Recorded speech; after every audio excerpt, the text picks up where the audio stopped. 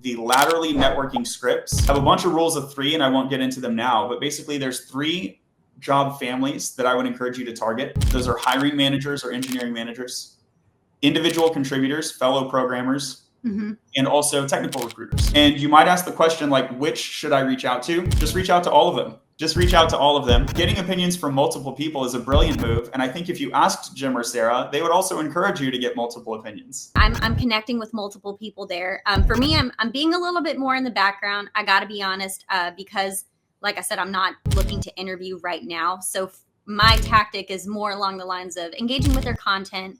When I do start a conversation with a recruiter, hiring manager, senior engineer that might be potentially looking for a junior dev in the future, it does tend to just be more about their content or their history. How long have you been with this company? Tell me about your journey there. Especially if I see that maybe they might also have come from a boot camp. You know, we have some common ground there. And of course, there are lots of people with CS degrees or self-taught. So you kind of have to do your research, but looking for opportunities to have as many connections at those companies, I agree with you, is just really, really wise. I really like one thing that you said right there, which is engage with their content. Yes. And I like that for 2 reasons. I've been talking about direct messages. I think you'll say some things about direct messages, but you can do a lot of relationship building in public with just comments. Oh, sure. And a lot of the information there is like not secret. It's not proprietary. So depending on what you're talking about, you can totally just ask in public. And then there is a level of reciprocity that's built. And the power of reciprocity is so invaluable. It's just an incredible cheat code, really.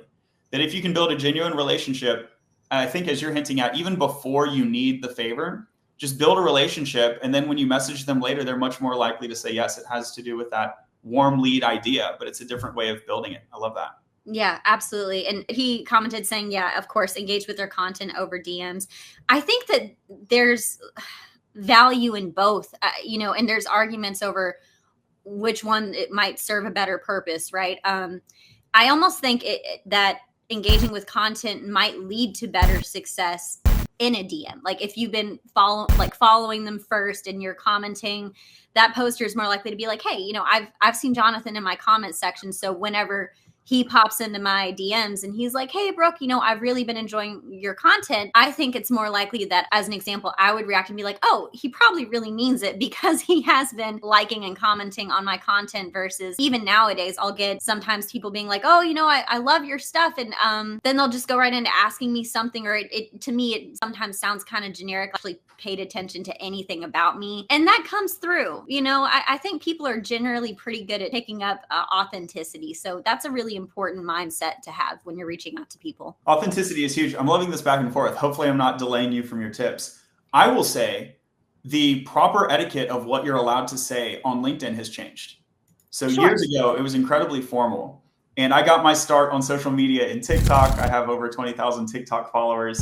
Wow. And years ago, when I tried to use the same content on LinkedIn, I got pushback. I got people saying like, you shouldn't be posting memes on LinkedIn.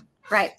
And it's changed now. Just recently in the job search, your jokes are a testament to this. But I've done a couple little jokes, and they do very well now. Right. So in terms of authenticity, I think you can bring more of your real self to LinkedIn now. I'm super stoked about this. Mm-hmm.